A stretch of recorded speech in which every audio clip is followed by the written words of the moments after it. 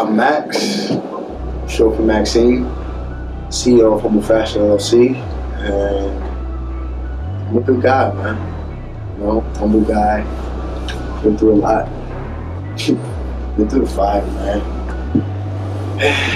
Just happy to be here, you know. Super happy. Super happy to be doing what I'm doing in my life and taking care of what I'm taking care of.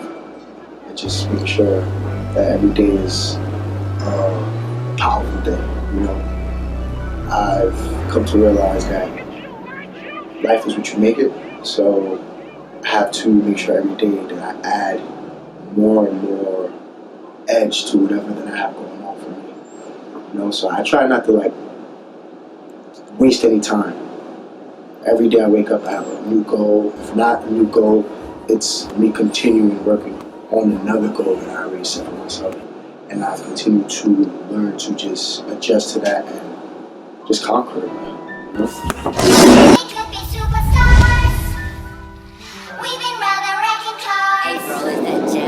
So my hobbies, really, to be honest with you, it's kind of like every day, I wake up, as I said, with a new goal.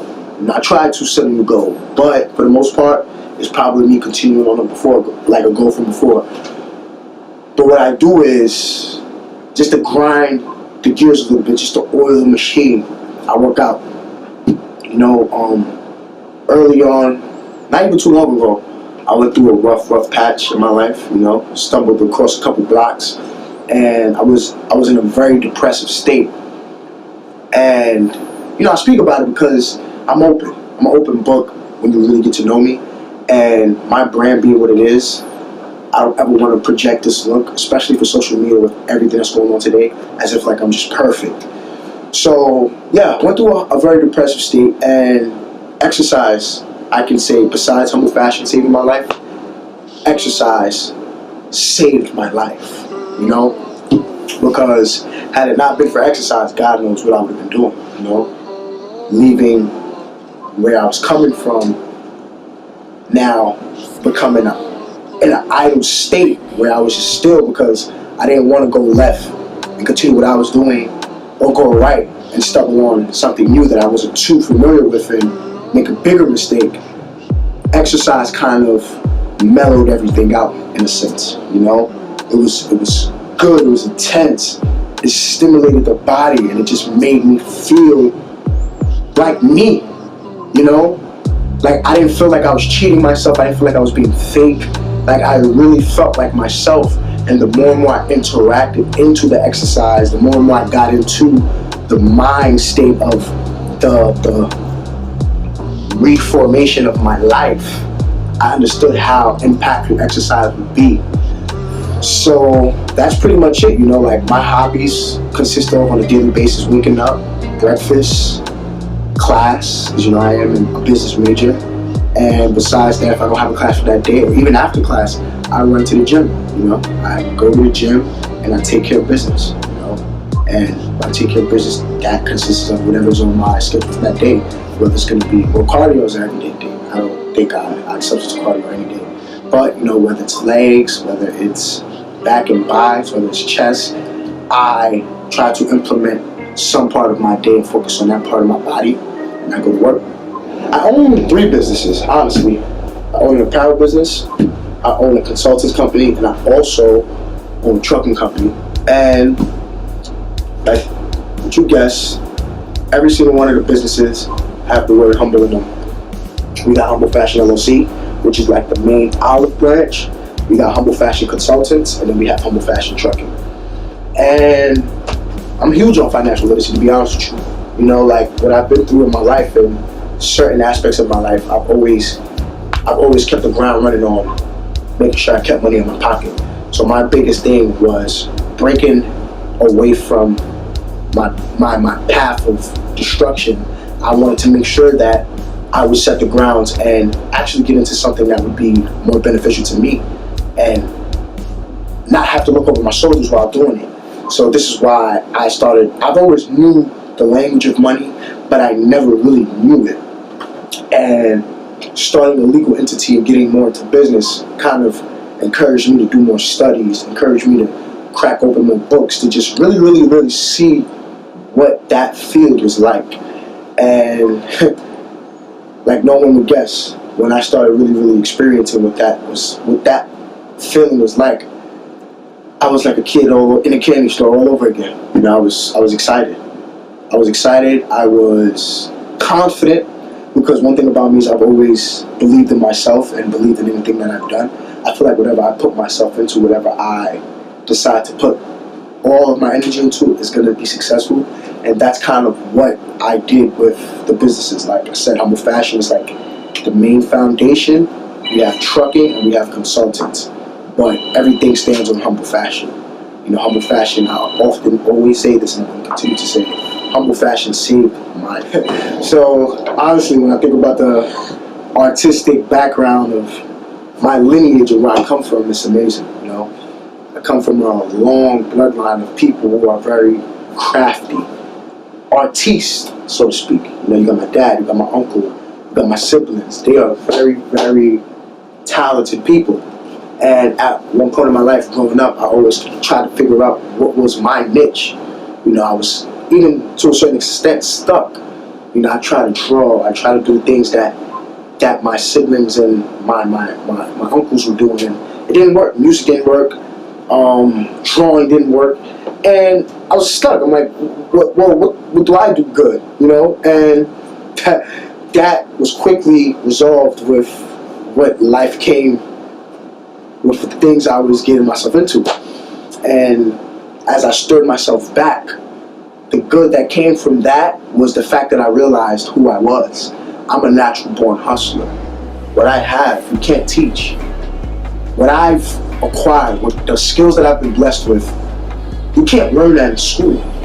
They don't teach you that in the curriculum book. They don't teach you that in a case study. They don't teach you that in a big auditorium. You know, what I have is something that was selectively given to me. I was blessed with it. And once I realized that, I now found myself trying to put together everything else that I had, as far as attributes and things that I was good at. And one thing I can say I was always good at was staying fresh, always staying clean. And I took that mentality and understanding that the respect that I have for the clothes that I put on, the way that I smell, the way that I'm perceived by the outside world, I should put that respect into some type of entrepreneurial skill. And this is where we build the brand of Humble Fashion. So it's much more deeper to me than just, a logo, we print it on a shirt or some pants, and we sell it now. Because this is a movement. You know, this is something that's going to be here when I'm not. This content, you know what I'm saying? Pictures, these videos, my channels, these things are going to be here long when I'm gone. So my kids will be able to see it. So more or less, I'm not only breaking generational curses, but I'm revitalizing a whole new movement for my last name. You know, I'm reinventing what the last name Castell means. Not as if it meant something bad before, but the good that it means, now it's transforming to a whole new olive branch. So it was good. Because if it wasn't good, I wouldn't be who I am. But now what I'm making it into is something excellent. So one thing I want to touch on is life is something that's not rehearsed. Every day we wake up, there's something that's bound to happen, whether it's good or bad. And one thing I've come to understanding of, especially being a person like me, where my leadership skills and my presence in itself is just a dominant, very, very alpha male-ish presence. One thing I've learned is that there's some things you can't control. My dark times speaks for that. You know, I feel like had it not been for my dark times, had it not been for the depression, the sadness, the rough breakup, me coming out the way I've come out would not have happened. Because, see, the thing about being up is that, and this is why I often tell people, you know, who I'm speaking to, and even when I have conversations with my mentors, they tell me, never feel too accomplished. Never feel like your job is done. Because once you feel like that, once you're all the way up, now the only way is down. So what I had gotten to in my past life was a very, very bold. I was cocky. I felt like untouchable. You know, my relationship life was okay. My financial situation was questionable, but it was good. And I felt very confident in the way I was living. And sad to say, but I had that who can touch me mentality. And boy, oh boy, I was touched. And when I was touched, it hurted me. You know, it not only hurted me, but it almost decimated me as a character of whom I was. You know, months and months of sitting on the bed, eating, you know what I'm saying? Just feeling sorry for myself, being sorrow, being real, just sad and crawling up in a bed with a sheet all over me, watching movies and all of this stuff. This was a place that had you told me that I would have been like that prior, 2-3 years prior, I would have laughed at you. But I feel as if no one should ever judge or point fingers at someone that's going through that type of situation, because what you have to understand is we're all human. So what may irritate you may not irritate me. What may make you cry might make me laugh. And we have to be sensitive of these emotions because everyone has them. You know, and for a long time that was my problem. I felt like I was emotionless until God found the right thing to touch me. And with me revitalizing myself came a whole new aspect of my life. I became much more confident when I finally got up out of that bed and started putting that exercise in, started working, started really telling myself, you know what, no more feeling sorry. I don't feel sorry for myself. I don't feel sorry for myself anymore. You know, I'm not going to mourn in my sorrows. I am not going to be sobbing. I'm not going to cry. It's time to get up and take accountability.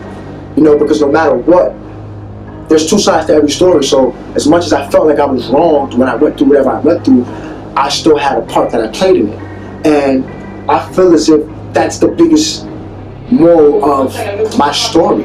Accountability in anybody's story, in anybody's life, I think. You should always take accountability, because the longer you wait to take accountability, that's going to stunt your growth. Once I realized that I was accountable for the decisions that I made, and not only for the decisions that I made, but for the people that I allowed into my life, it allowed me to look at things in a whole new light. And now I was able to attack the core of each issue that I had. And slowly but surely I started dissecting them, and I knew how to put them down. And I mean put them down for good. You know, these were problems that I felt and that I went through that I made a promise to myself that I would never go through again. You know? It's kind of like a seed. Before a seed sprouts and blossoms and turns into this beautiful flower, it has to go into dirt. It has to be in soil. It has to rain. We have to water it before the sunlight actually gets at a great angle, and that seed starts to really cast good fruit. And I was that seed. You know, no matter how successful I was in my past life, or how dominant and how macho I felt, it's nowhere near compared to now. Because although now I know that problems will come in my life, I know that they will not be able to not only stop me, but they will not be at that magnitude of how I felt at my lowest moments.